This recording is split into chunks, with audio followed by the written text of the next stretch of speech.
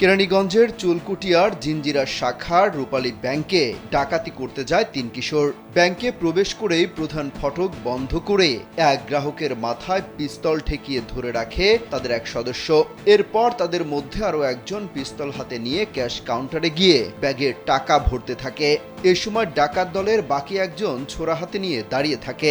ব্যাংকে ডাকাতি হচ্ছে এমন ঘটনা আজ করতে পেরে স্থানীয় জনতা ব্যাংকের ওই শাখা ঘিরে ফেলেন এবং বাইরে থেকে তালা ঝুলিয়ে দেন। পরে পুলিশ, র্যাব, সেনাবাহিনীর বিপুল সংখ্যক সদস্য ব্যাংকটির চারপাশে অবস্থান নেন।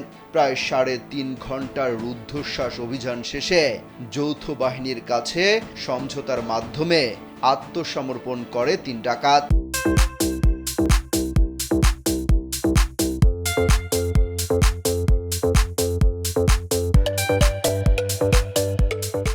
এরপর জানা যায় খেলনা পিস্তল নিয়ে ব্যাংক ডাকাতি করতে গিয়েছিল ওই ৩ কিশোর। আটককৃত ৩ ডাকাতের নাম আরাফাত, সিফাত ও নীরব। আটকের পর একটি ব্যাগ থেকে ১৮ লাখ টাকা উদ্ধার করা হয়।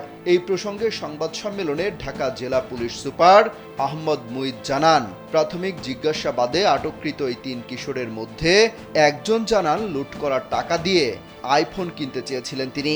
পুলিশ সুপার আরও বলেন, ওই ৩ কিশোরের কথাবার্তা শুনে মনে হয়েছে তারা অ্যাডভেঞ্চার থেকেই এই ডাকাতি করতে গিয়েছিল।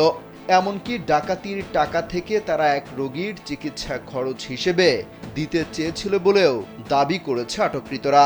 যদিও প্রাথমিকভাবে তাদের এই দাবির সত্যতা পায়নি পুলিশ।